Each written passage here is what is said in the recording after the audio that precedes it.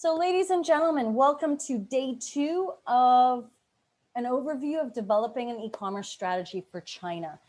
We have developed a webinar series this week for you, providing you with a checklist of action plans that you need to perform in order to make sure that your company or the e-commerce business model that you're choosing is bulletproof and that you are completely and utterly protected.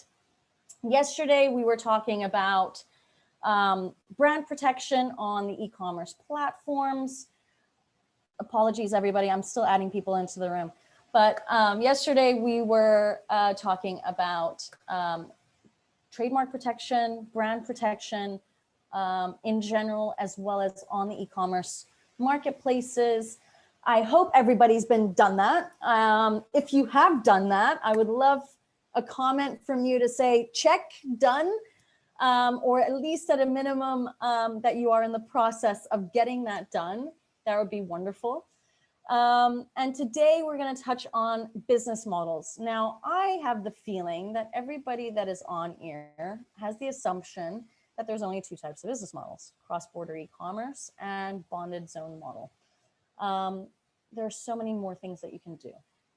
I am going to provide you with solutions that companies use as a phased approach to the Chinese market. And I'm going to give you all the options available. And I'll be touching on case studies of real life examples of what's happening in China with companies as well. There is a tremendous lack of knowledge on the market about what you can and cannot do legally. We all know there's cross-border e-commerce. We all know there's bonded zones, the bonded zone model, but what else can you do? Right? What other options exist? So that's for me here today to explain to you what those options are so that you can take that away in order to be able to actually build a strategy on how you want to approach the Chinese market. All right, so that's today's session. Tomorrow, we're going to be touching on branding, and Annie is actually on today listening in, but she will be touching on branding tomorrow.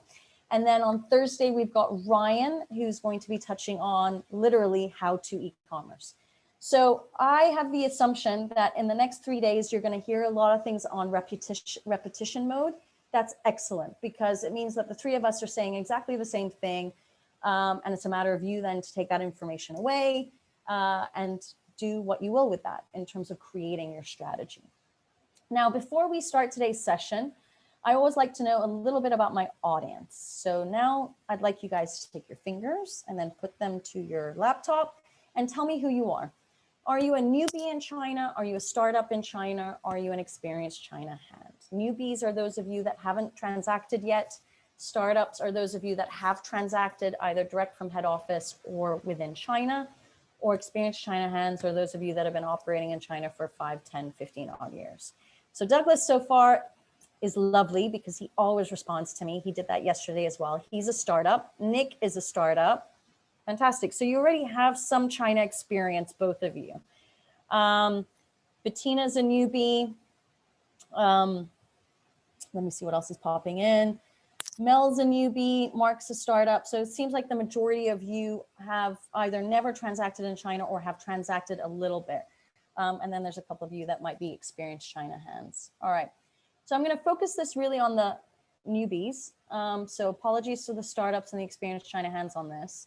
But the goal is for you to have this knowledge level, and I'll try to explain it as clearly as possible. Again, how this works is I'm going to educate you on what options you have. All right. If you have questions, don't be shy. There is no dumb question when we're talking about China. Every question is absolutely valid. So ask away. This is your chance to ask away. Okay. And I will do my best to answer it. A lot of the questions so far in the registration forms have been around branding. I'm not a media agent. That's going to be Annie's job for tomorrow. I don't do that type of work.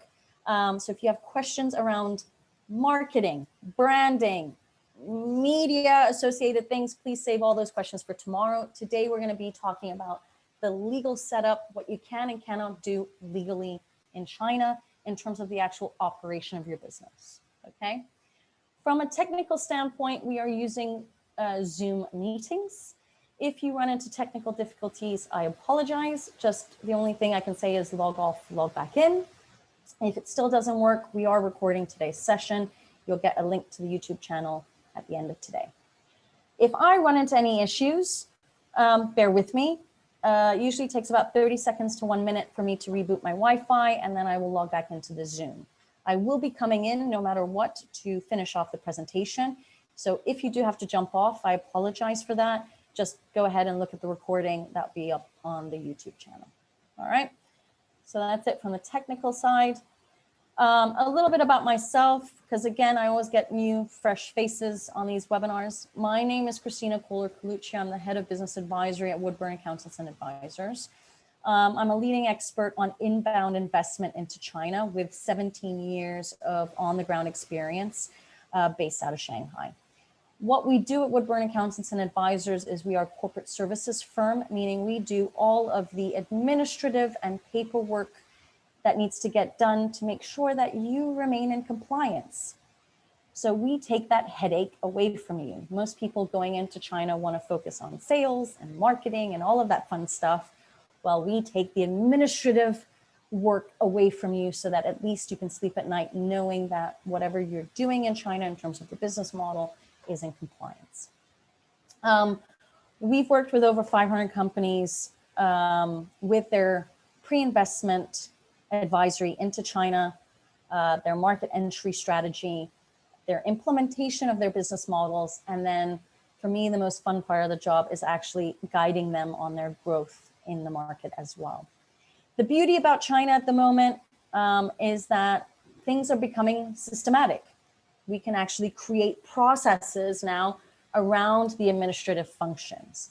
Does not mean that there are not complexities behind the legal situation or the tax situation, but at least now we can create things that are structured, a little bit like the Western world. So we've created methodologies to guide people and make their life a little bit easier on market entry into China.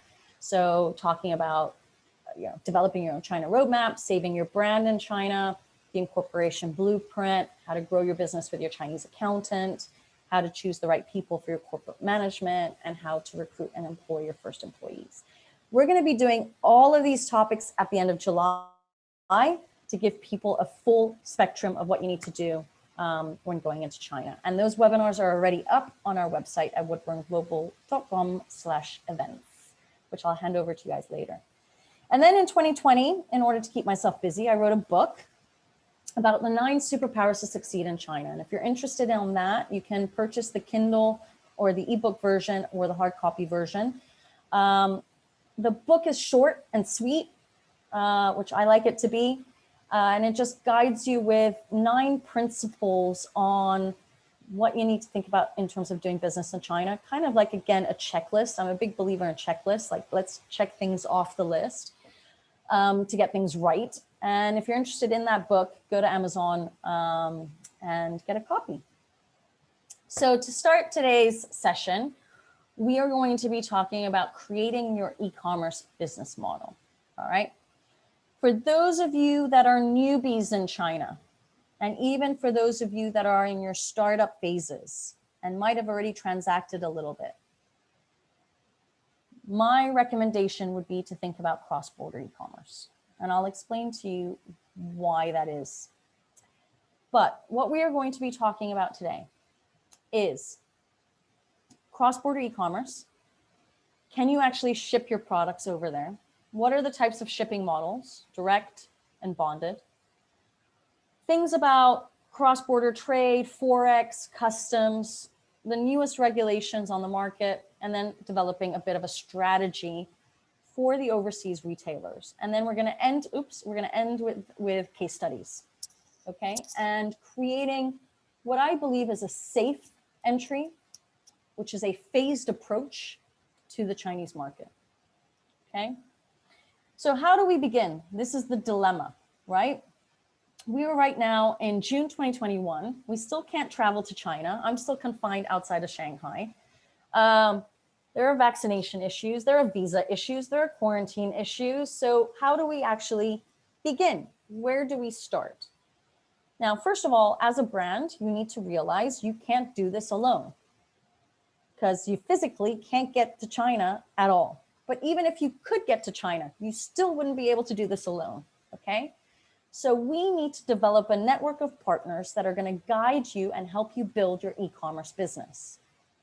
And there are a variety of different providers that you will need to reach out to.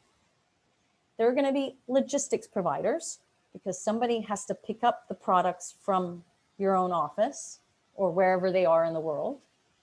They've got to deliver them to China. Somebody has to deal with customs.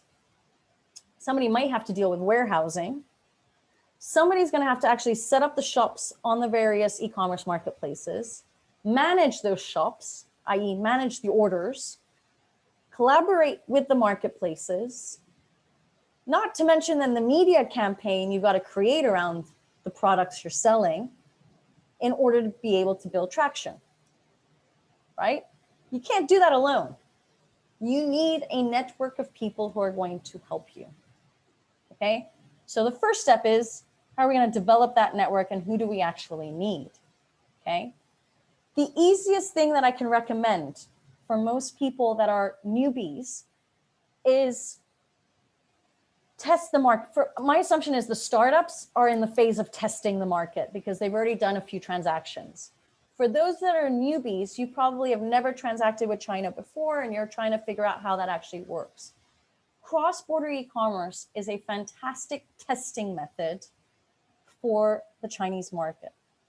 And Annie is actually offering a solution that I think is quite fabulous, and I hope she's going to touch on it in her session tomorrow, that's specific to certain products.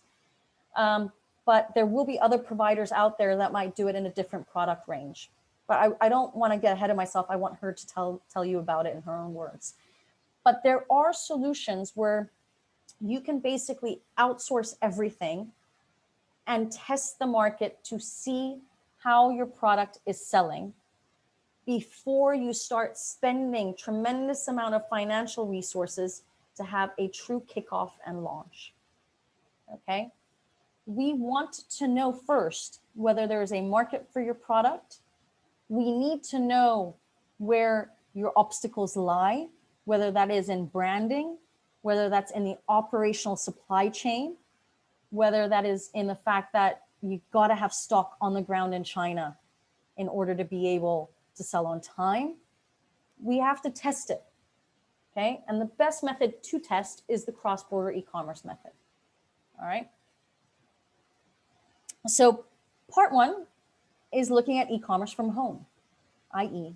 what I consider the cross-border e-commerce method. But ultimately, it implies that you're doing e-commerce in China from home, okay? Now, again, as I said, you need partners. You can't do this alone. So I just want to pop on here with a couple of slides on how to vet your partners, okay? You need to be able to vet the people you're going to be collaborating with.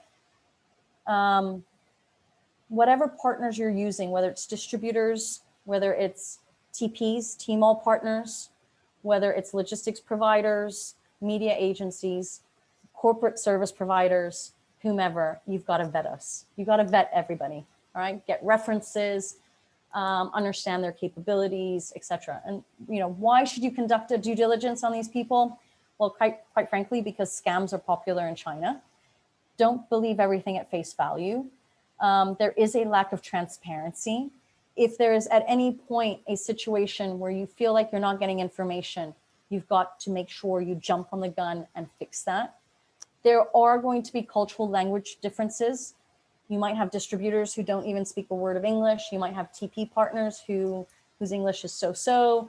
So do your due diligence and figure out what your criteria are to work with partners in China, okay? And please get references, all right? Talk to the people that they've worked with. But more importantly, and especially if you're localizing your business, right? Check that these partners are real.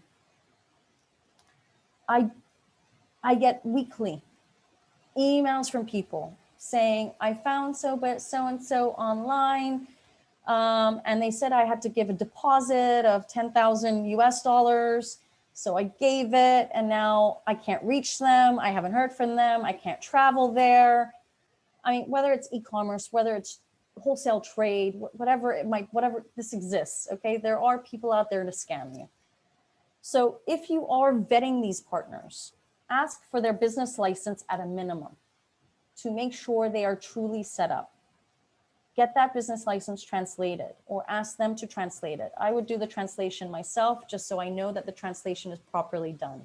You never know what they're going to translate it to, okay? If you want to do a further due diligence, you might want to ask for a tax certificate or their own IP registrations, lease agreement, financial documents. It's up to them whether from tax, IP, lease, and financial, whether they will give it to you. They might say, you know, we got a confidentiality aspect that we don't want to release that information. But as long as you can get the business license, you're absolutely fine. You have the details of the company. Okay, you just have to make sure that that person you're speaking to is truly employed by that company. But vet them, okay? And then do your own due diligence, right? So conduct a general online search about those companies using both English and Chinese search engines. So Google, Baidu. Call the general fixed line to see what happens. Check if the contacts you're speaking to actually work there. Talk to third parties like customers, references, get references, speak to those references, and actually ask for foreign references, right? I mean, if they are saying that they are a TP provider helping foreign brands go into China, talk to their customers. Check their addresses, obtain an AIC file or COC file. This basically means like we can go online into the government system. It's actually open to everybody, but you have to know Chinese to get in. You go onto their website. If you've got the Chinese name of the company, and even better if you've got the address, you can find out the full background detail, whether the company is in good standing or not. Analyze whose name is on the bank account, if they are, you know, going to ask you that, or if you're going to transact with them. And obviously the last one is a bit tricky to obtain, but get the financial report, because then you can see their official standing, right? So this is a type of due diligence you can do either on your own behind your desk, or talking to somebody like a corporate service provider or a lawyer to get a bit of background information on them. Spending a little bit of money to research who you are actually collaborating with will prevent so many headaches in the future. Because I still get those emails of people saying, well, I gave 10,000 US dollars. I'm like, well, you're never going to see it again. The guy ran away. What do you want me to do? You have no documentation against them. You've got a fake company name and that's it, right?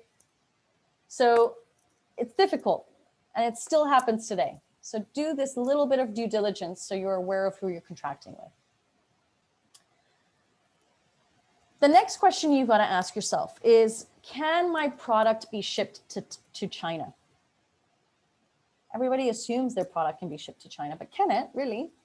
You have to do that type of research, okay? Don't always make the assumption that because somebody else is doing it, that you can do it. Do your research and make sure you have the ability to ship your product to China, okay? When you're looking at the e-commerce world, there is something called the positive list. You can go onto Google, type in China positive list e-commerce, and you'll find a few companies that have a database within their websites where you can just type in the product name and it will give you a reference and information on whether you can ship it, what are the tax rates for it, etc. Okay. If you are on the positive list, you will get benefits in the e-commerce transaction world. Okay. E-commerce is not the same as wholesale trading. There are different regulations, taxes, and supply chain methods that are used. We're talking only about e-commerce today. All right, guys? So it's the positive list for e-commerce that you have to look at to see whether your product is inside there. And if your product is inside there, you will have benefits that will be provided to you and the consumer. Okay. So first of all, your product will enjoy a preferential tax rate, and I'll touch on the taxes a little bit later.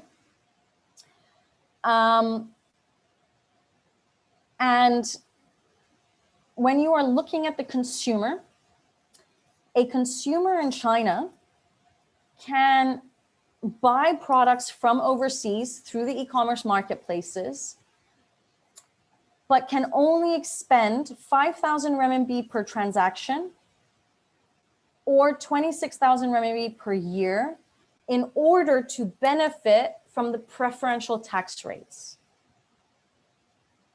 Okay.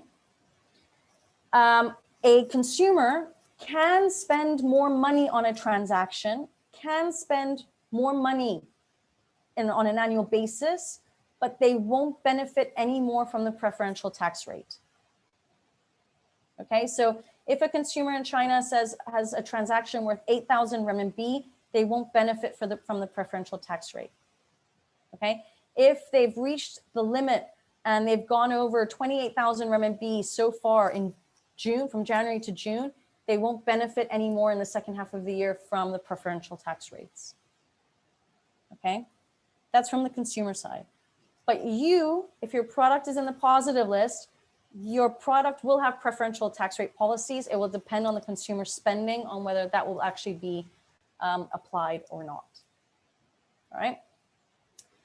In the positive, if your product is in the positive list, you can import your product either via a cross-border direct shipping model, okay, which means your factory to consumer or from the warehouse in China to consumer, okay, without having an import license or import certificates. So what does this mean? It means, for example, if you are in the food and beverage sector, normally in China, if you're doing wholesale trade, to be able to import a container full of food and beverage items, you need to have a specific food and beverage license to be able to import. And then you have to do the labeling on the products as well. You don't have to do that with the cross-border e-commerce. Okay, so if you're importing wine, if you're importing beer, and you're doing it through these cross-border e-commerce models, you don't need the label on there, and nobody needs an import license or import certificate. Okay. Customs checks are done by random, which basically means you're either lucky to get a check or not. Which is a bit annoying, but in majority of cases, if you're doing cross-border e-commerce, it's kind of, they pick it out of a hat and then they do an inspection on your product. But ultimately, you have no issues around getting it through customs. Okay. When we are talking about cross-border e-commerce, there were rumors that for cosmetic products and baby formulas, you would have needed to have special registrations and licenses to be able to import those items. So it was cosmetics, baby formula, medical equipment, and certain food, healthcare products, okay? This registration is currently not a requirement. It's been postponed several times. And as of 2019, it has been indefinitely postponed. So that just means that for cosmetics, baby formulas, medical equipment, and special food products, you don't need any special licenses. As long as it's in the positive list, you can import it without having any additional licenses, or your TP partner or your logistics provider doesn't need any special licenses to bring it in, okay? What happens if your product is not on the positive list?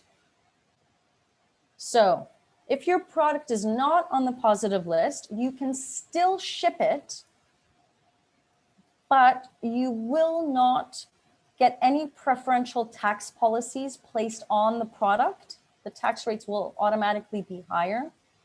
And it could be that the customs bureaus do not put the customs clearance process as a high priority, meaning that your products may stay in customs longer than expected. Okay, you can still ship, but you just have to be aware of the higher tax rates and the lengthier customs clearance, because they won't place your product as a priority. Okay. So categories of products purchased by cross-border e-commerce shoppers on the cross-border e-commerce marketplaces. The top 5 are cosmetics, then baby products, then food and beverage items, fashion, including luxury goods, and jewelry. You've got to imagine with the population, and again, I'm not here to promote that I'm a media agent or a brand manager or anything like that. I've just lived there long enough to see what's actually happening and to see my team in the office, to see what they're buying. But you've got to imagine that the Chinese millennials, the younger generation, are always looking for good quality product. In the past, before cross-border e-commerce boomed and people had the option to buy from there, whenever I did a business trip to Hong Kong, I got a shopping list from my staff about cosmetic items, baby products, and fashion and jewelry items that were delivered then to our Hong Kong office that I had to then bring back in my suitcase. But that's how it worked back then. People, these younger millennials, were looking for high quality products that they could not find in the Chinese market, but had heard about them. And so, and generally these items were always for sale in Hong Kong. And so, you know, I always took an extra suitcase for my team in order to be able to bring back these products. And a lot of companies, a lot of people ended up doing that for their staff, their friends, their Chinese friends and whatnot. But now with the availability of these marketplaces, the Chinese millennials can actually buy direct. And these are the types of products that they're buying. Of course, they're buying so many other things as well. But really from the types of products that they are looking for from overseas brands that may not be yet in the Chinese market, this is what they're purchasing. So we're going to look at the types of shipping models that exist. And I've put here, so this beautiful diagram was not created by me, but it was perfectly done by Li and Feng. And I took it because I thought it was fabulous and I didn't want to copy it. But it explains exactly what the supply chain looks like, okay? When you are doing direct shipping, that is the diagram that's on the left, the direct mail model, all right? Basically, a customer makes an order online on the marketplace. Steps 2, 3, and 4, which is the overseas retailer, packaging, and international logistics, are all done from overseas. And then the parcel arrives in the warehouse under China customs supervision in the bonded warehouse. Customs clearance, then there's the domestic delivery, and then the customer receives the product. Okay, very simple, straightforward direct mail model. Okay. A solution that many marketplaces are now offering, JD.com is the one that pops up in my mind, is that JD.com has actually established warehousing facilities abroad. So there are a few in the UK, in the US, where you can actually ship a bulk to their warehouse. It's stored there. When a customer makes an order online, it's taken from the overseas warehouse, then brought to the warehouse of JD.com China, and they handle the customs clearance, domestic delivery, and then the customer receives the products.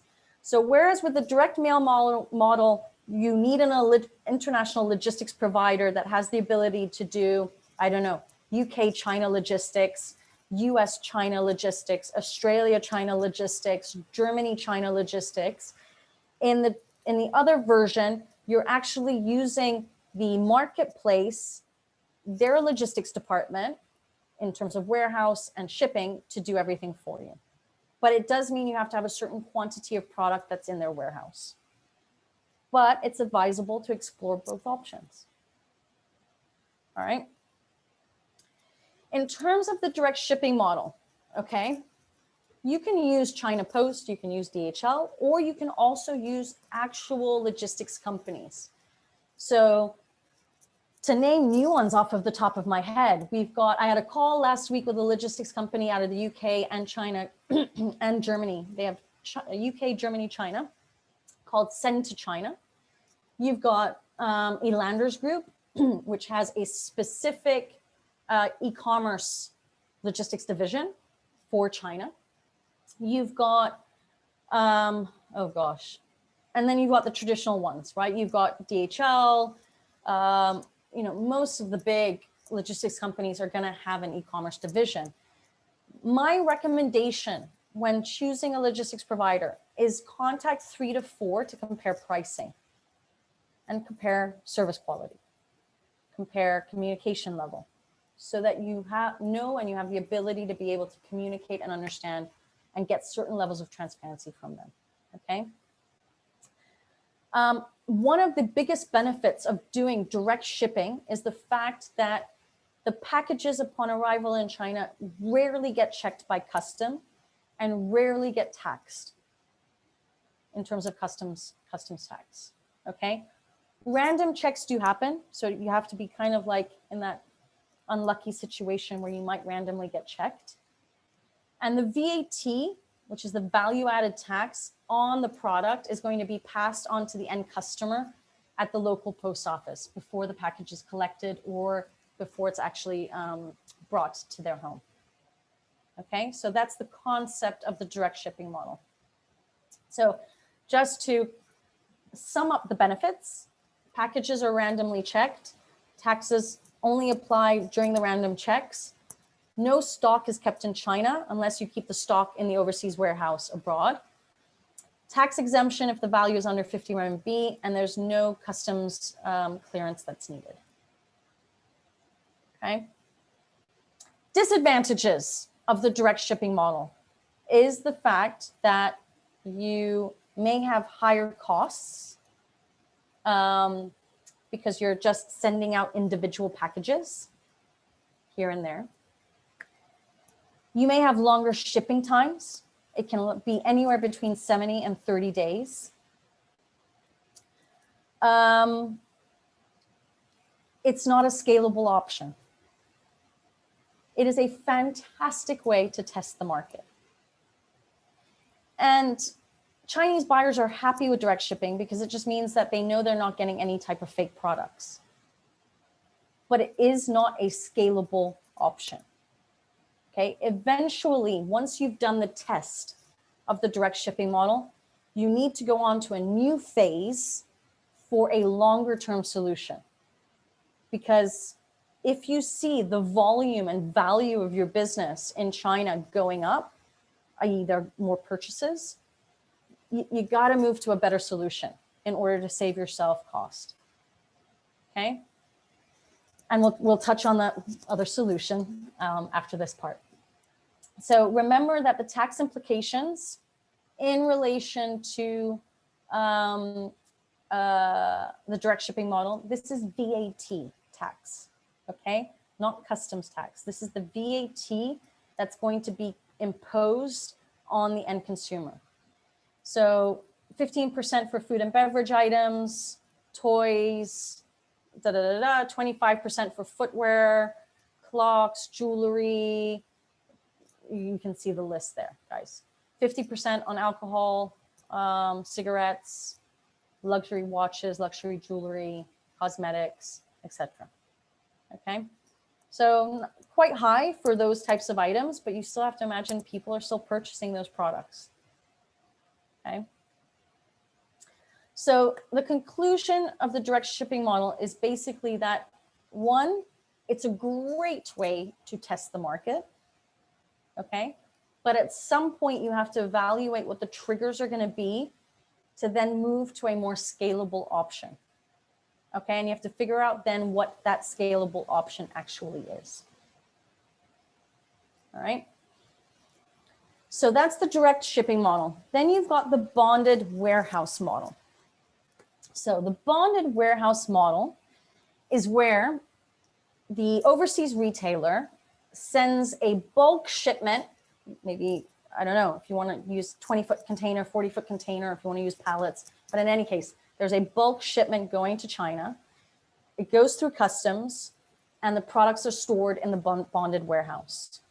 Customer makes an order online, product is cleared through customs, goes through sorting and packaging and is delivered, okay? And the customer receives the product or the package, all right?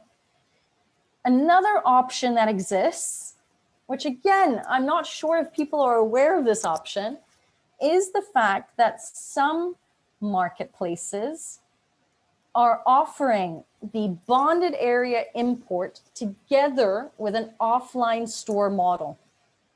Meaning that when you are shipping the goods to China and they are in the bonded warehouse waiting for those orders, individual orders to be made, some of these marketplaces are offering the solution where they store the products in their bonded warehouse, and their warehouse is in, I don't want to say it's unofficial because it is official, but it is a retail store. Basically, their bonded warehouse becomes a retail store where customers can actually visit it and buy. So they can also order online and pick up at the store, or they can go and visit the store. Okay, so, and then when they are at the store, they pick up the product, they pay the VAT, and then they leave. All right. So again, I have a feeling, or I would love to know if you guys were ever aware of the fact that marketplaces were offering warehouse solutions in Europe, and whether you knew about the offline store model, because it's not really spoken about. And I think it's a great other option for people to explore. All right. Bonded warehouse model basically means that the warehouse has to be in a bonded free trade zone. Okay. Before it can be shipped out, it has to be stored in the bonded warehouse and has to be registered there. The products can move freely in the bonded zone, but not outside of the zone. Okay. The minute an order is placed, the products will clear customs to then leave the zone. And the tax rates are, as I mentioned earlier, much lower if it's a positive, if it's a product in the positive list, but also if it's being sold from the bonded zone. Okay. Here you can see it's about a 30% discount of traditional import rates. By traditional import rates, it's referring to wholesale rates doing wholesale trade. Okay. When we're talking about this 30% discount, it is on the e-commerce side of things where the products are purely for e-commerce business. Again, obviously, if you're using the bonded model, it reduces shipping lead times because you are keeping a bulk of products sitting in that warehouse. So when an order is placed, now I think it's even up to 24 hours, consumers will receive the product. Okay. The downside is the bonded model requires to have a CIQ clearance, a customs clearance process, whereas with a direct shipping model, you don't need that. And that's it, basically. That's really the only downside is the customs clearance side of things. So I want people to be aware of these options that are available in terms of the actual logistical supply chain, right? In terms of the direct shipping and the bonded warehouse model option, okay? Then of course, there are specific tax rates for the bonded warehouse model. I'm not gonna go through these calculations because I don't wanna get really too technical here, but if you do have questions on how these calculations would be made, let me know and we can do it specifically for your products, okay? But the VAT is actually lower in the bonded warehouse model examples compared to the direct shipping as well. But you do have consumption tax, which you don't in the other one. So it makes it a bit complicated. All right. Those are the cross-border business models that can be created. Now we're going to talk a little bit about the operational side in terms of payment. How does the actual payment work? So the marketplaces will have options like Alipay cross-border and WeChat payment cross-border, okay? There are others out there. I'm just giving a couple of examples here, okay? The Chinese user or consumer is going to pay in renminbi. Alibaba or Tencent will handle the currency conversion with their partner bank, and they'll charge a fee for that. The payment will be sent to an overseas account, and a transfer will then be made to the merchant's account to settle once the settlement amount is reached, okay? So you don't have to worry about getting paid. This is a question that I do get asked is, how can I trust the marketplaces or even the Tmall partners, the TP partners, that I will get paid? You will get paid. I mean, none of this would work if the operational supply chain wasn't functioning 100%. People wouldn't be promoting cross-border e-commerce if this wasn't working, okay? So the marketplaces do have a solution and you will get paid. What you will have to find out is whether, if you work with a TP partner, whether that TP partner will become an intermediary from the payment side, i.e. they receive the funds before you receive them. And that's just whether you're comfortable having that done or not, okay? Customs clearance procedures. Now, I don't mean to scare you on customs clearance procedures. What I want to highlight to you is that it is not easy, and it is up to the TP provider or ultimately the logistics provider who's going to be doing all of this work, okay? These are the 9 steps, basically, that they have to go through in terms of document accumulation, submission, discussion, probably inspection in some instances, taxes to be paid, release of the goods, etc.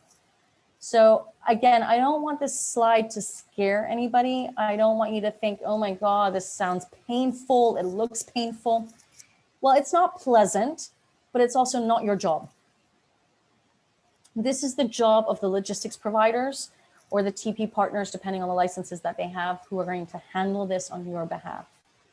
What I want you to make sure when you are vetting these partners is that they have the capabilities to handle your product type and that they have the relationships with the customs bureaus. Now, I recently had a discussion with a company about their e-commerce business model. And he was telling me that one of the downsides is that actually they would like to have stock in various places in China. Right now it's in Beijing, but they would like to keep stock in Shanghai and Shenzhen so that, number one, there's shorter delivery times to those regions, but also you're not spending as much money on logistical costs because you are separating the inventory stock into 3 locations, Beijing, Shanghai, and Shenzhen, okay? This is obviously after you've done your test run and you see the volume of your business increasing, where you realize more stock has to be kept on the ground. You need to make an evaluation as to whether you want that stock to be in one place in China and then dispatched, or to be in 2 places or 3 places in China, so that you're saving on logistical cost, but you're also then delivering faster to the consumer in that region. Okay, that is something that you have to discuss with your logistics provider in terms of how that's going to work, how the shipments are going to work, etc., how the warehousing will work and whatnot. Okay, again, this slide's not supposed to scare you. All it's supposed to do is make you aware that customs clearance procedures are not pleasant, but it's not your job to get that done. Okay, tip: use a third-party logistics provider to help you with all of those steps. Okay, especially those who have the network and connections to the customs officers. The benefits, I'm touching on this, even though this was in 2019, so it's 2.5 years ago. I want people to be aware that regulations are improving over time. E-commerce specifically is still something that's new in China from a legal standpoint. 10 years ago, as e-commerce was starting off, there was no legislation.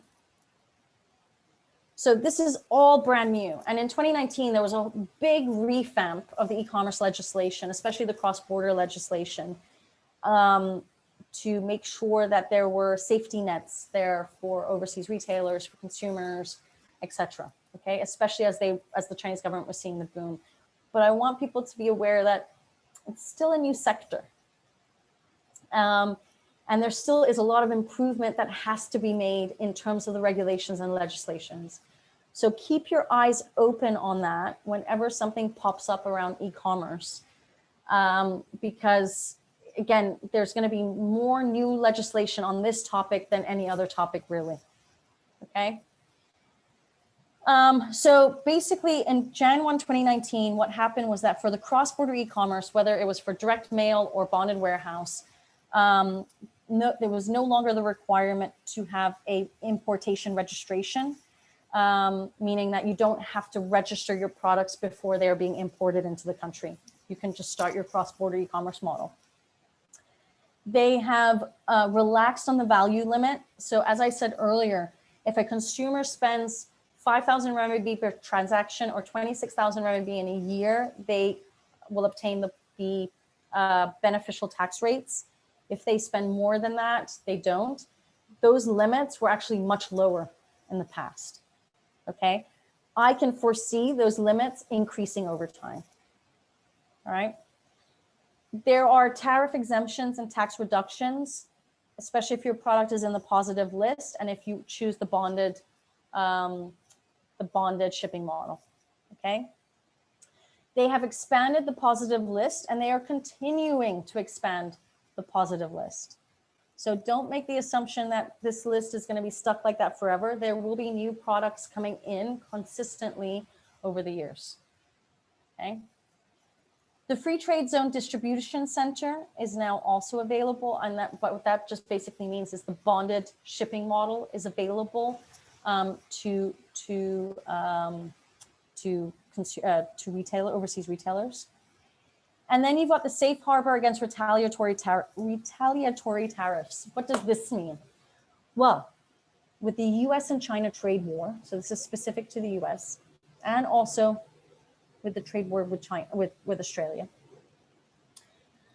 When you're doing wholesale trade to China, there are certain tariffs that have gone up, right? Customs tariffs and whatnot. These tariffs are not applicable in the e-commerce world. So if you are looking to sell into the Chinese market and you are a US company and you are looking to bring, of course we're talking about B2C, right? And you're trying to bring product in, you have better tax optimization choices using e-commerce than choosing wholesale. And again, I'm not sure if people are aware of that, okay? The same with Australia. There are certain tariffs with Australia as well. For example, wine being one of them. If you're doing e-commerce, that's not applicable. Okay. So what is the strategy for the overseas retailer? Okay. And I haven't gone through all the business models yet, but I want to stop there to just kind of go through what we've learned so far. Okay. So the strategy for the overseas retailer is basically you need to carefully design a supply chain structure that fits you, both from a financial aspect, from a time aspect, and also we always want to make things tax optimized. Okay, so we want a tax optimized supply chain structure.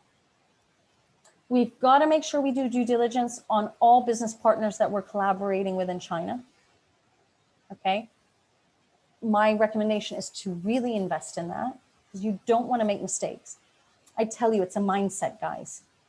The minute that somebody lets you down in the Chinese market, your mindset is like, oh, it's so typical, these Chinese, they cheat you, right?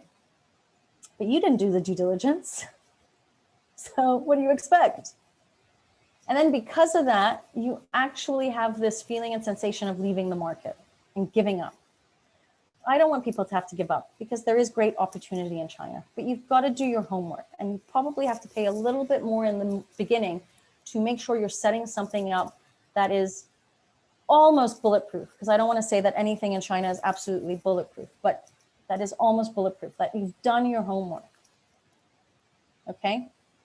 You are the responsible party. You've got to make sure you do your homework on the providers that you're choosing. Okay?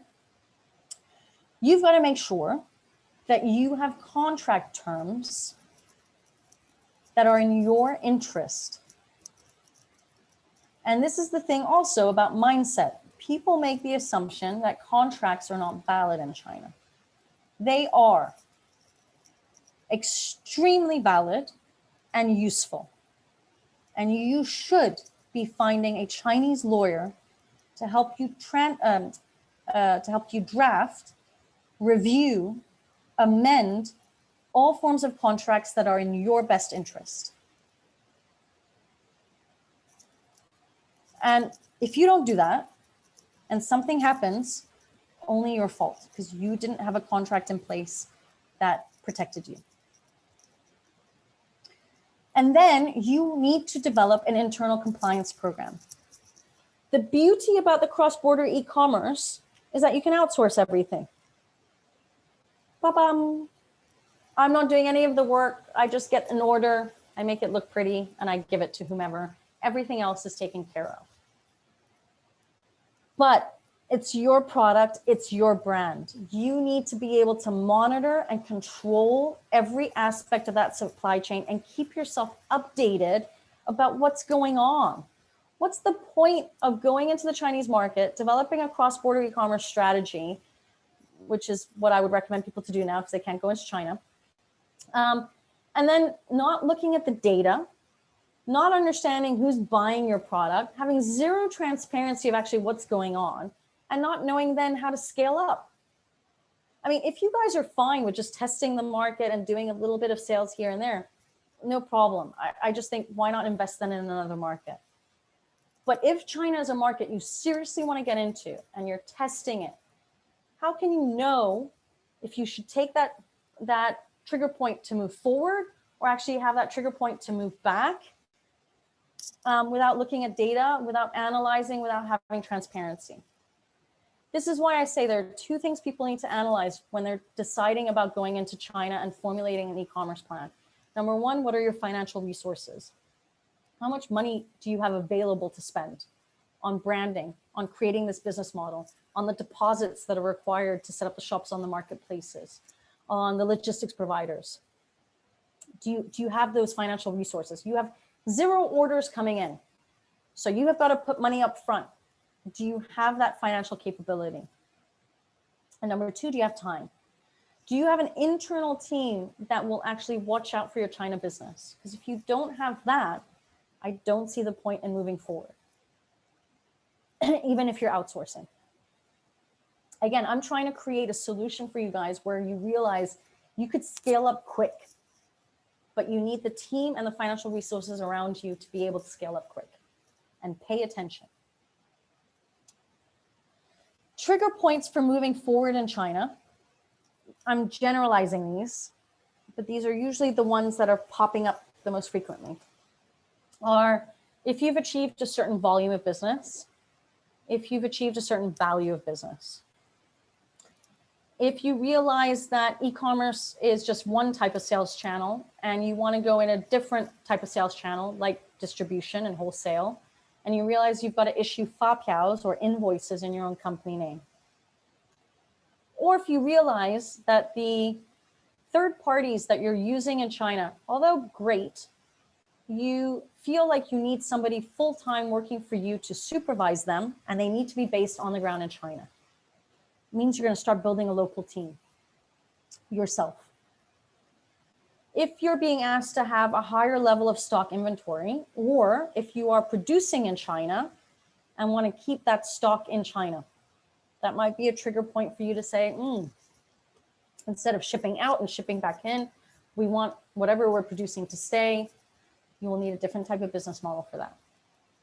If you need to increase your brand image, so does that mean that you want to have your own brand manager in-house who's managing all of the media aspect around your brand, your product, etc.? Do you want to have your own warehousing facility because you want to do pick, pack, that type of thing? Do you need to start marketing locally and supervise those initiatives? Do you want to get out away from a media agency and do things on your own? These are certain trigger points or questions you should probably ask yourself, right, about moving forward. Now, just remember, cross-border e-commerce is a fantastic way to get into the market. It's a fantastic way to scale up. It is a fantastic solution during this pandemic and coming out of this pandemic. But at some point, you will have to evaluate your triggers and make a decision whether you are at a stage where you need your own structure on the ground to be able to have control, to show commitment to your consumers, to hire people under your own company, to apply for certain licenses yourself. Just very simply to have control and make decisions yourself.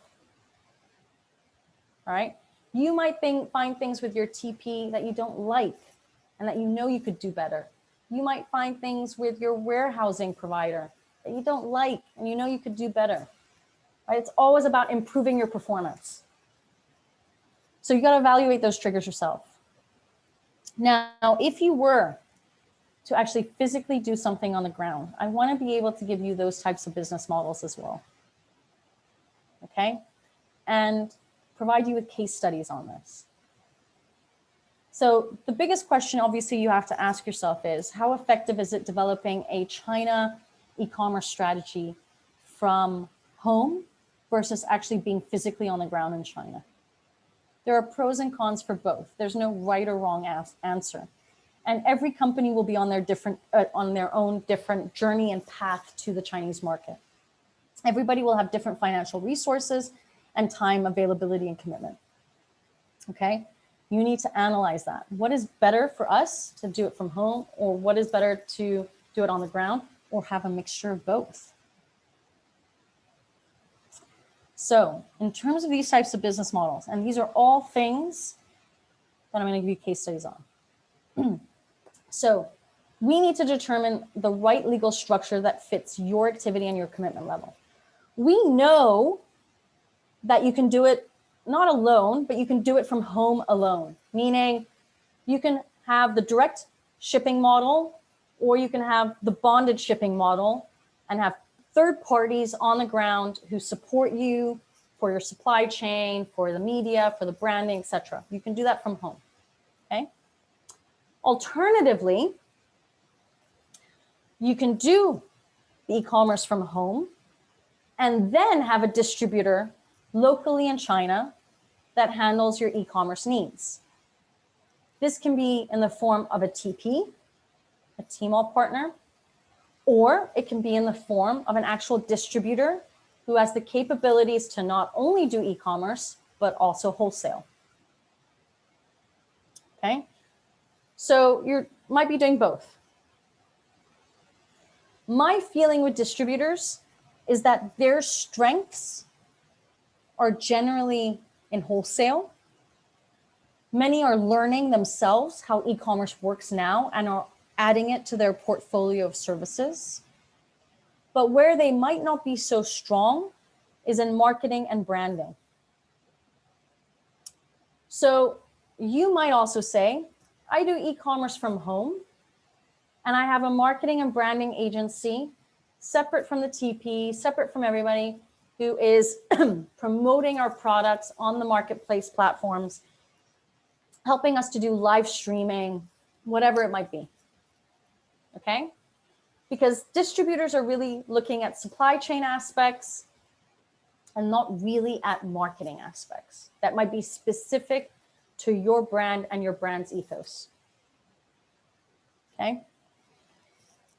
Or you might say, I actually just want to send somebody over who lives in China and is on the ground and manages all of this communication. And so you expatriate somebody over, but you don't have an entity yet, because you can always use an employer of record service so that they are hired by an intermediary. So they've got their work permit, their residence visa, and they are basically your on the ground market research arm, as well as communication arm, the bridge, so to speak, between China and your home jurisdiction.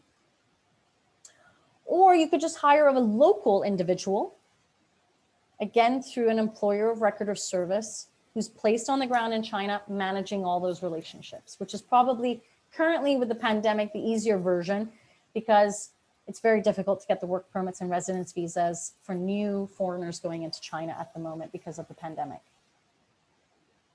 Okay, now what do I want to say with this? The case study, I have two case studies that I want to offer you. One is a food and beverage company who actually started it in China with distribution, wholesale distribution. They found a distributor based outside of Shanghai, formulated a fantastic relationship over 10, 12 years, and realized that although the distributor is great, he has certain strengths and certain weaknesses. And the company wanted to plug those weaknesses. So what did they do? First of all, they asked the distributor to manage and create the shops on the marketplaces. They knew that they'd never been into that business, and they knew there were going to be ups and downs with it, but they trusted this distributor since the length of the relationship, and he formulated these, he set up all of these marketplace shops and whatnot. They then expatriated a foreigner to China to be hired by the distributor. So the distributor actually issued the work permit and residence visa for this foreigner.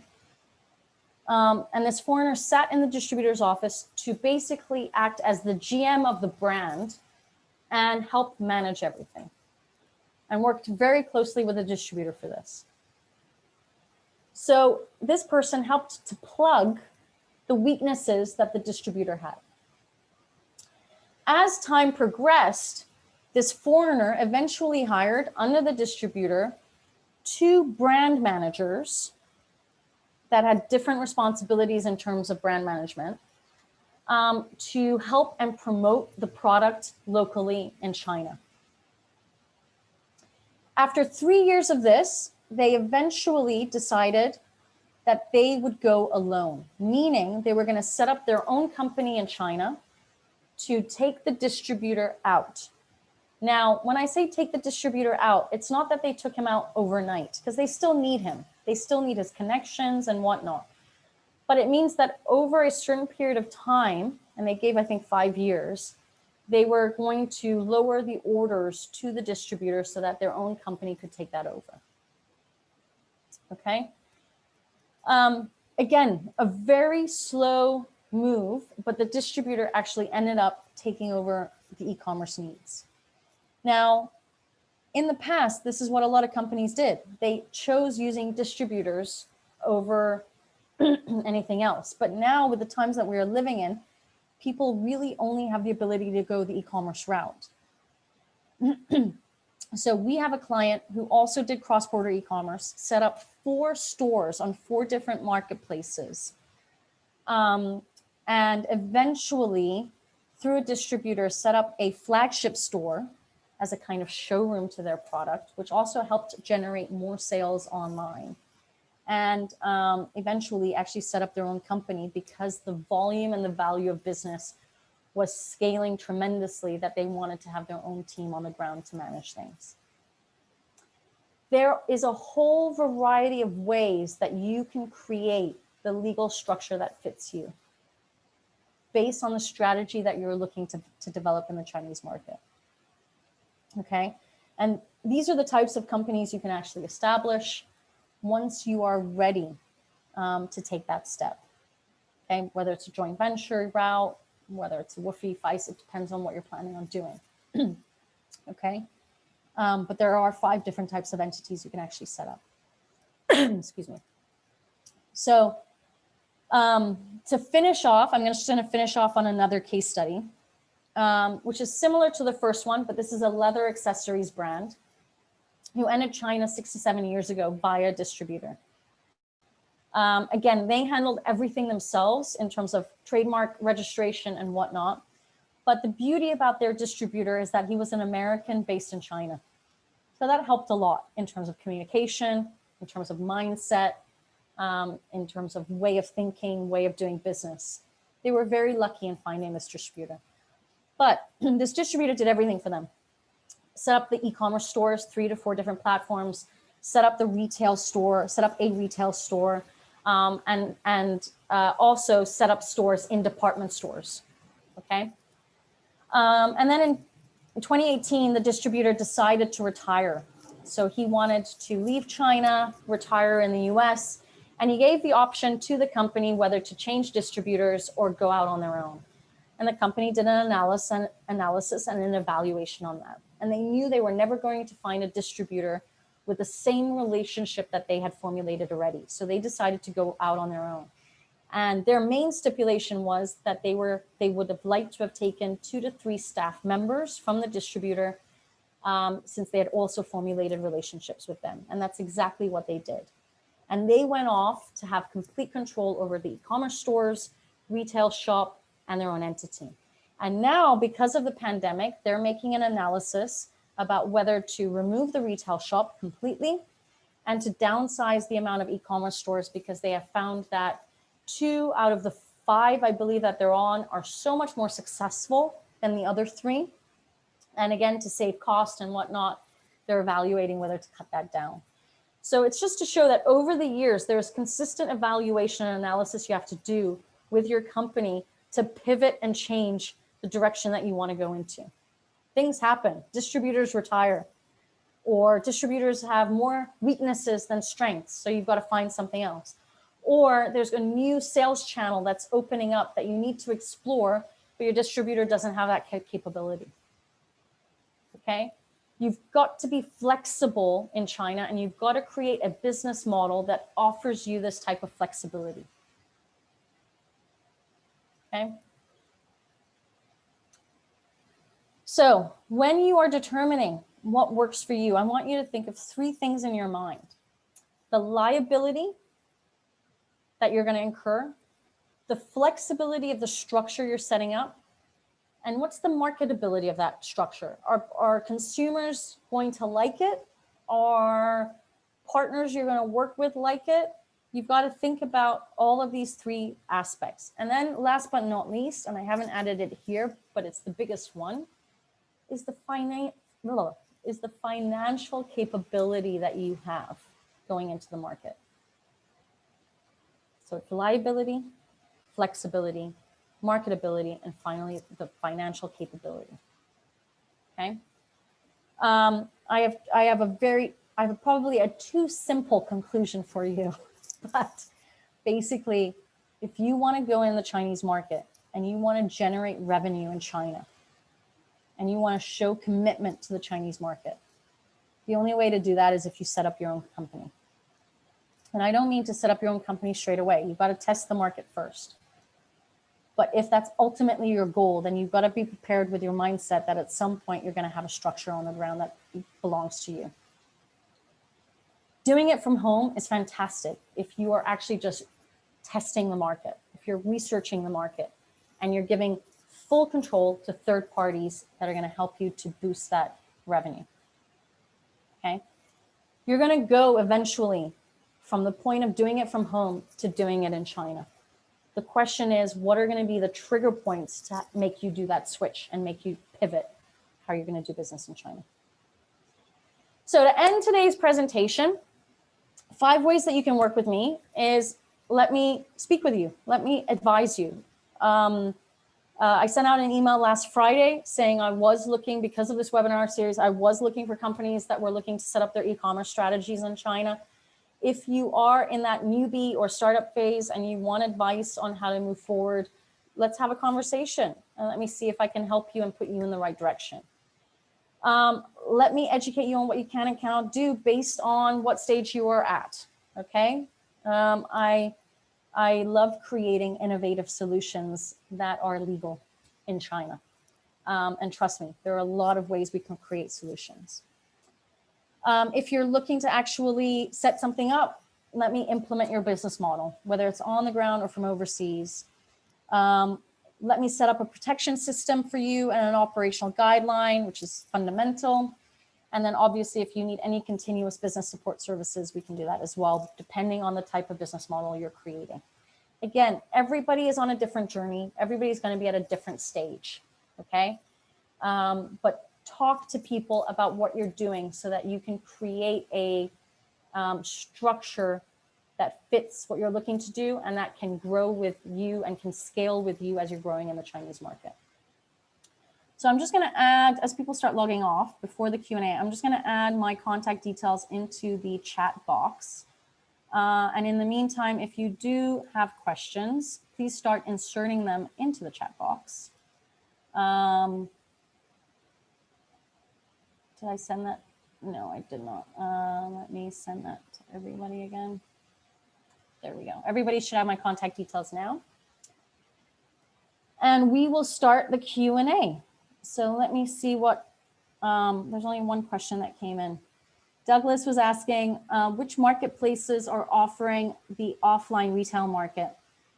I think, Douglas, I think JD is, and then there's a marketplace called the marketplace Koala is doing that as well. Those are the ones that I know off the top of my head. I think if you just do a Google search and check that out, you can probably find out who else is doing it. Or save that question actually for Annie and Ryan on Wednesday and Thursday if you're popping in. That was the only question that came in. If there are any other questions, let me know. You can type it in. You can wait a couple of minutes. Other than that, we have 2 more sessions. So Annie is coming in tomorrow to talk about branding is everything, which is so true. People underestimate how much they have to spend on branding in China. So definitely come in on the session tomorrow. And then on Thursday, Ryan is actually going to go through how to e-commerce. So like, what do you actually have to think about when you're doing e-commerce? How do you evaluate the right marketplaces for you? Do you know all the marketplaces that exist? Are there specific marketplaces for your industry and sector? And then how do you operate with them? What are the expectations? Like deposits have to be made, shops have to be created, who catches up on those shops, etc. So watch out for those 2 sessions, which are Wednesday and Thursday. And if you haven't registered for them, you can do that at woodburnglobal.com/events. Thanks, Annie. See you tomorrow. And there are no other questions that popped in. I guess I was very transparent and clear today. But again, if you do have questions, don't hesitate to reach out. My contact details are in the chat box. Feel free to reach out. And I will then stop the recording and I'll wait a couple of minutes. And if people wanna just type in, then I'd be happy to do so. So in the meantime, take care. Have a great afternoon and goodbye.